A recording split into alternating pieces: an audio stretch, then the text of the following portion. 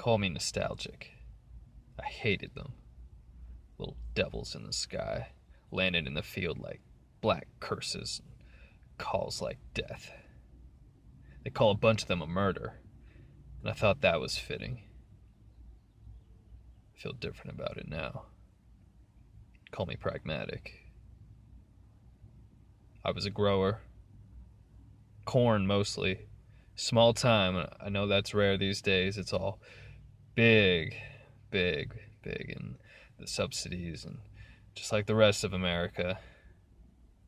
Anyway, and my daddy was a grower. He called it God's work. It looked like hard work to me.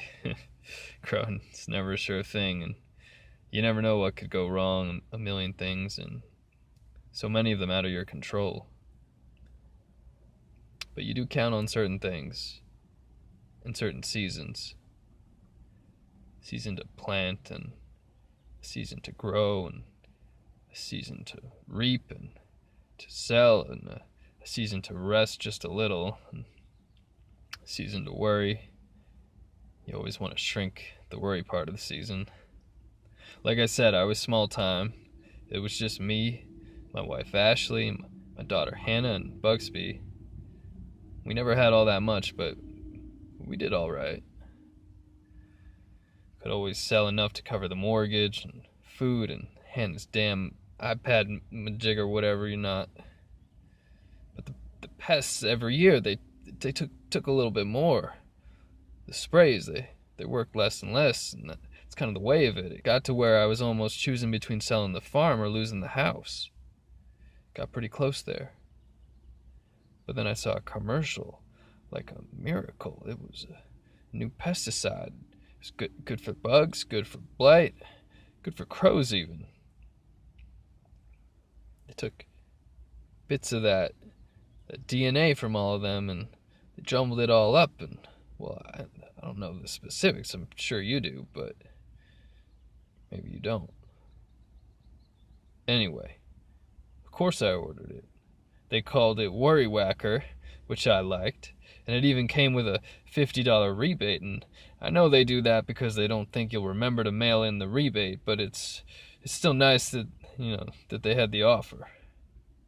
Anyway, it saved the farm, and the crows stayed away, and I was even getting higher yields, bigger ears than ever before. We took the family down to those caves, over in Virginia. Anyway, we had ourselves a nice little vacation, and money wasn't so much of a worry. Then Bugsby stopped eating. Took him to the vet. They said $500 for a goddamn x-ray. Hand talked me into it, and we saw it was cancer. Wasn't much to be done. It was sad, but we've always had dogs, and dogs always die. But then came a season I wasn't prepared for. Healthy crops. Sick child. She had pain in her back, and finally we went in, and they had us go into the city, and it was cancer too. Have you ever watched a child die? I don't think you have. She lasted 6 months on chemo. Then Ashley finds a lump.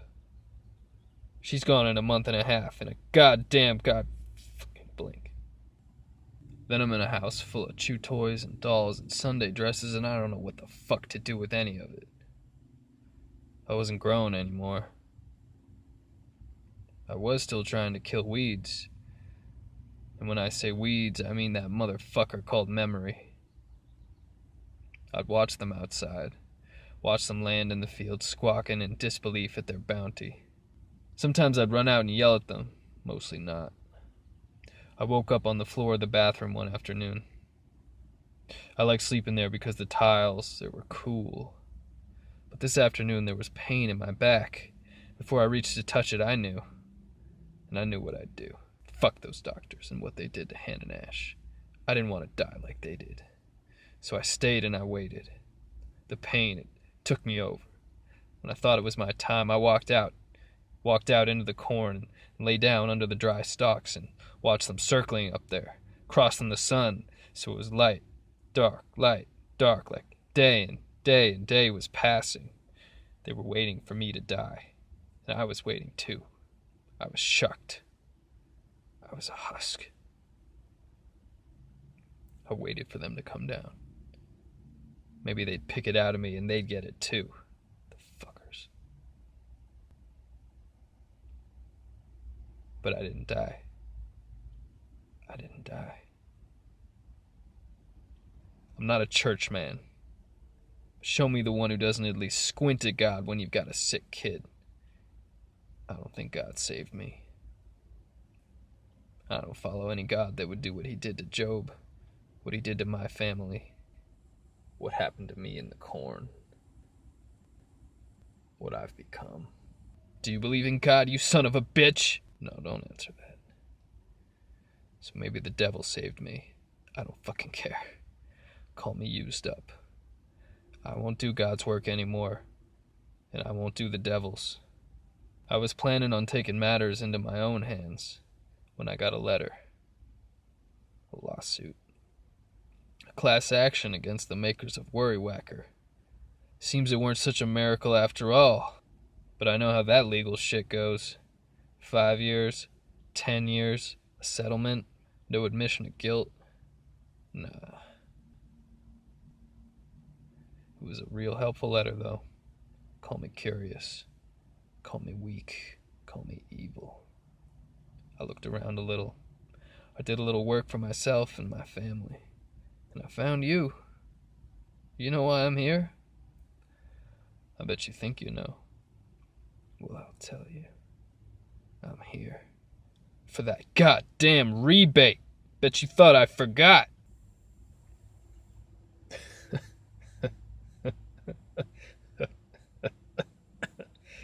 Call me thrifty. Call me darkness. Call me cruel. Call me selfish. Call me wraith. Call me boil. Call me vengeance. Call me chaos. You know, in a weird way, that product of yours really did do its job. I don't have many things to worry about these days. I don't know what season is next, but I'm not a grower anymore. I think I'm done bringing new things into the world out of the dirt. I think it's time to start putting some things back. I feel different about them now. Their dark, it's the dark of the whole world. And their ugly cry is the cry of the whole goddamn world. Their thankless task is to take stinking death and make it disappear. That's the load they carry. And somehow they still manage to fly, carrion birds. They eat roadkill. The discards. Garbage. I don't know if you rate as high as all that, but you'll do. I had a name once, but it was a word that belonged to a man. I'm not a man anymore. You know what you can call me, though?